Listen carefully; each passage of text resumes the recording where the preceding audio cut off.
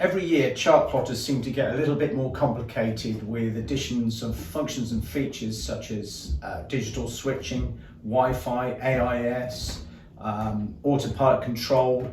Even some of the chart plotters out there you can even control a drone with. There are those who need those functions and features, but there are those out there who just want a no bells and whistles chart plotter that's easy to use, that you don't have to refer to the user manual every time you use the product. And Simrad have achieved that with the Cruise range. There's 3 plotters in the range. There's a 5-inch, a 7-inch and a 9-inch.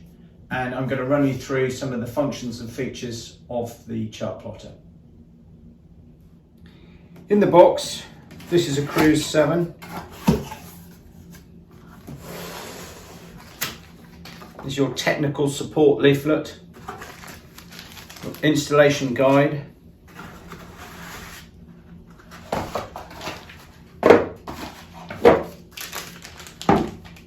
the Cruise 7,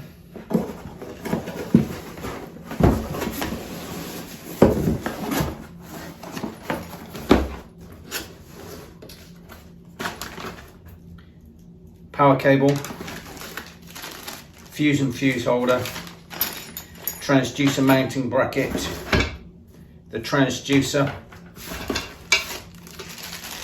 mounting knobs, mounting hardware, mounting screws, corner covers for the Cruise, and your mounting bracket. The Simrad Cruise is a button control unit, and the control buttons are on the right hand side here. It has a rotary control knob with dual function, which is twist or push. It's not touchscreen. It has a nice slim profile, so great for mounting in places where you've got limited backspace. On the side is a waterproof chart slot, which takes a micro SD card, which can be a Navionics Plus or a CMAP Max N or a CMAP Max N Plus chart. On the back of the unit, there are 2 connection ports. There's the transducer port, and also the power cable goes into this port. The unit has a built-in GPS which updates once a second, so it's a 1 Hz GPS, so there's no need for external GPS wiring.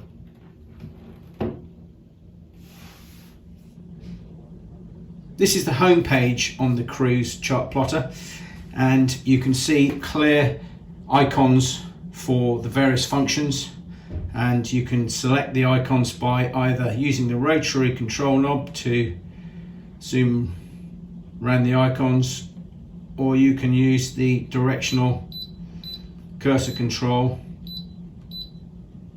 to go in that way. If you want to select the icon, you can either press the tick button or press the center of the rotary knob.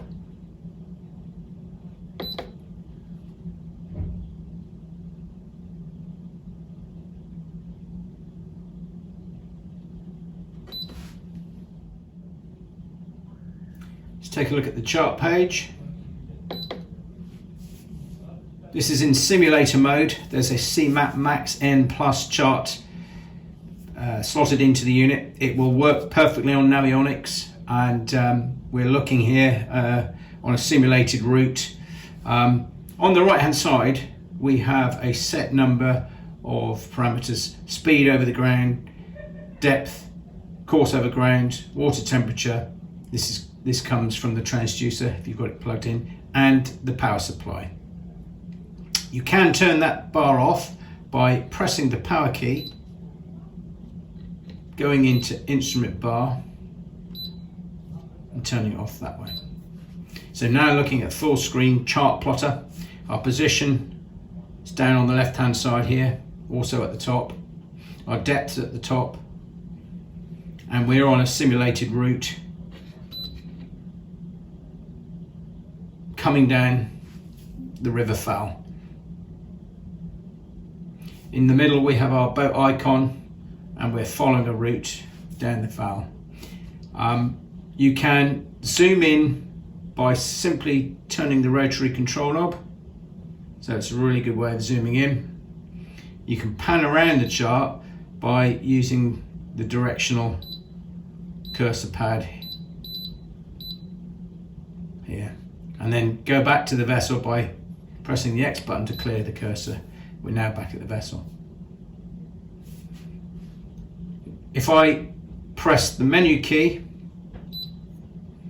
you then have your options. You can change the chart from looking north up to heading up or course up.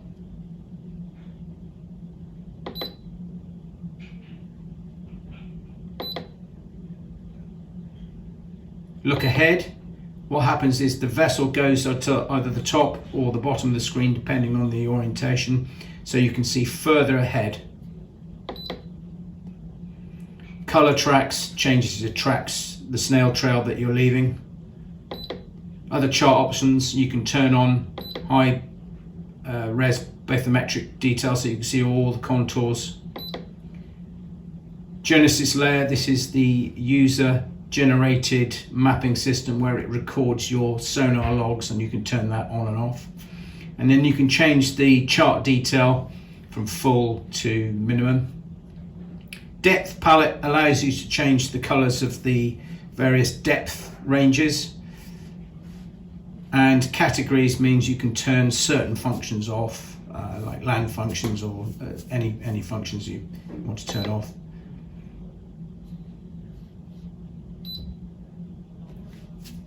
To go back to the home page, you just press the Pages button. To add a waypoint on a chart, it's a very easy waypoint key.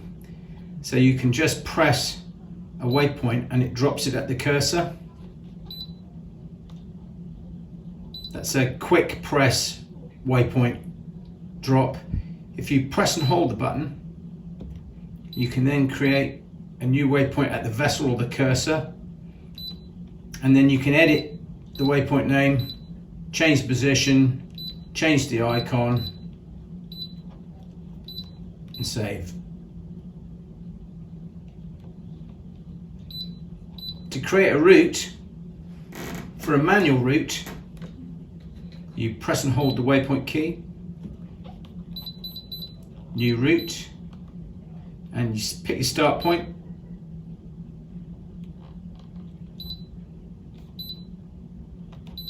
And then you build up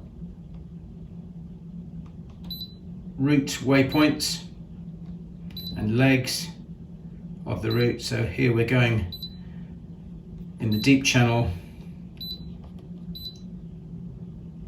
around the Bramble Bank, headed east, and the screen will actually prompt you with which keys to press next. So we can either move a point or finish the route, or options. So we're going to finish the route. We'll call it route 4, but you can change that to whatever you want. And then that route is saved, and we can then go on to the options page to navigate on that route.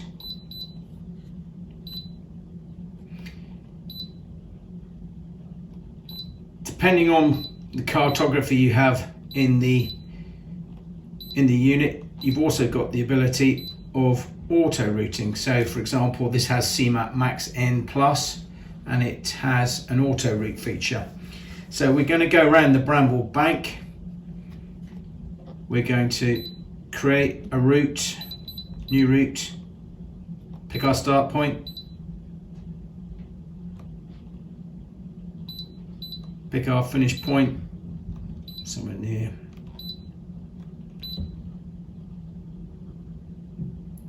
And then you press the options menu button, easy routing, entire route, and it's then calculating a route using lowest astronomical data and also the draft of the vessel. And it's created a route. Some segments are coloured in yellow for warning or red for warnings, But if we're happy with the route, which I am, you then press the menu button and keep, and save the route, and that route is then saved and we can navigate that route. Also, if you use the cursor pad to pan around the chart and you want some information about a chart object, such as a buoy here with a light on it, it will come up with a description of what it is there. If you press the center of the rotary button, it gives you the information on that object, and it's saying it's a yellow buoy with a light on it, and it's got a flashing light, and it's telling you distance and bearing, and what it is, a navigation aid is the light.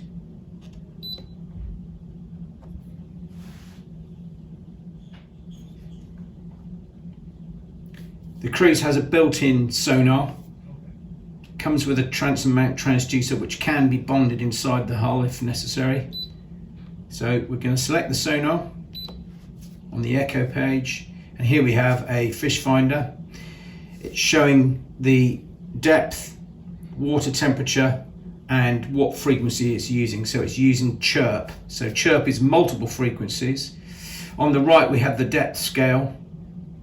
At the top we have our position and the depth again. The instrument bar comes up. If we want to get rid of the instrument bar, we press the power key and toggle off the instrument bar. And then we have the full screen.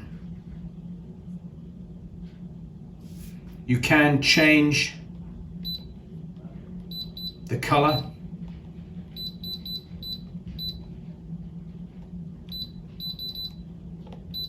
Lots of different colors to pick out the best views for the user. You can put an instantaneous A scope on the right hand side. So this is showing any live sonar returns.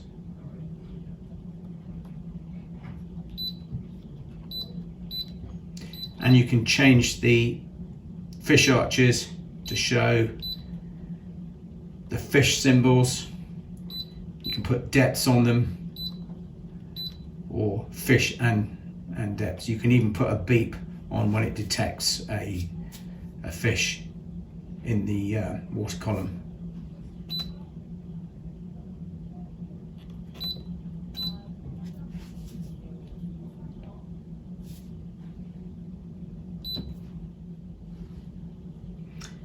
The navigation page is particularly useful for when you're following a route. You have your map, and the vessels shown by the arrow in the middle here, and the red is our route. You have a compass rose here, a compass tape, and it shows our heading and our bearing to waypoint. Around the outside we have parameters which are user definable. Here we have steer, depth, speed over ground, course over ground. At the bottom here it shows the next route waypoint we're headed towards, the time to get to that waypoint, and the distance to that waypoint. You can set this display to show your position, so your lat and long. Back to the mapping route. If you want to skip a waypoint, you can just press skip. That then goes to bypasses the next waypoint onto the next waypoint. Really useful for when you're following a route.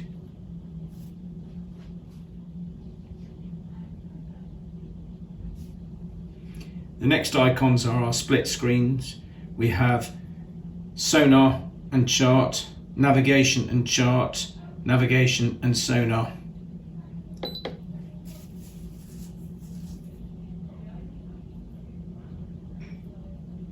So we're looking at the chart on the left, sonar on the right, and you'll see an orange box around the active screen. If I move the cursor over, this is then active, so I can zoom, go back and zoom in on the chart, on the Fishfinder, Again, we can take away the instrument bar. We can adjust the splits. So if you want less sonar, and that's the same on each split screen.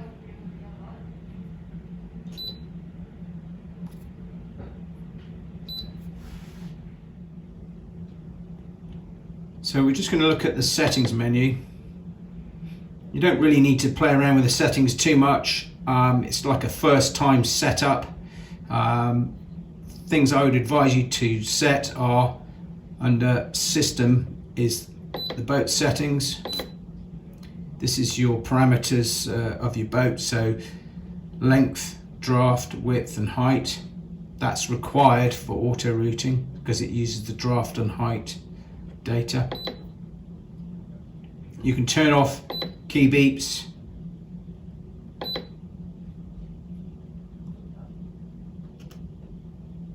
Under alarms, I would advise setting a shallow water alarm. So if you go into any water less than 6 feet, there will be an audible alarm.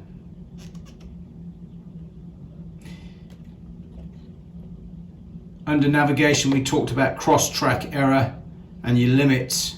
This is where you add the limits. And then under units, you can change the individual units as required.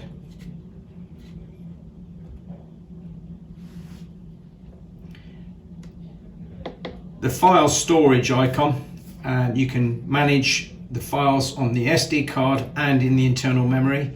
And if you go under My Files, Manuals, Cruise, you can view a PDF of the user manual.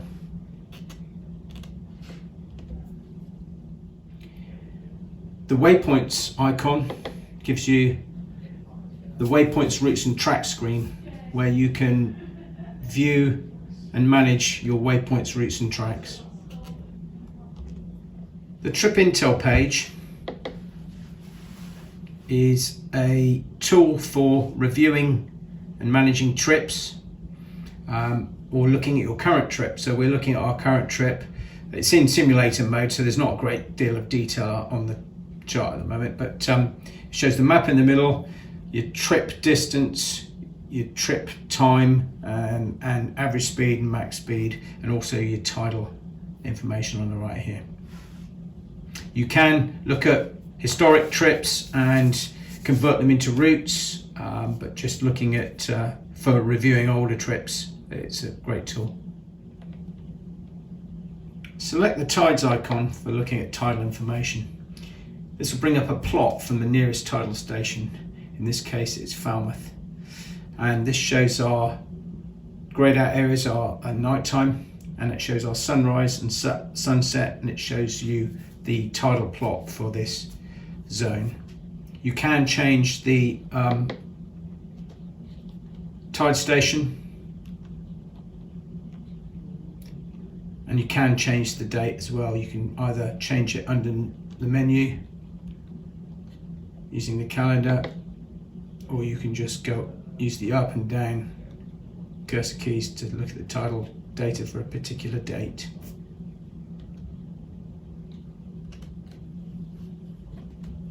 The last icon is the sun and moon. This shows you sunrise, sunset times, and also the moon phase. And you can change the date, and you can change the position where you want to be in the world, and it will change the data accordingly.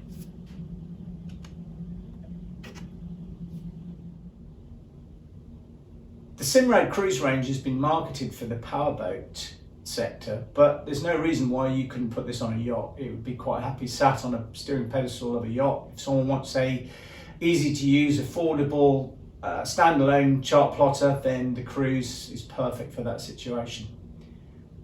There's no interfaces with this unit. There's no NMEA 0183, no NMEA 2000, no Wi-Fi. It's a no bells and no whistles chart plotter that's easy to use and affordable.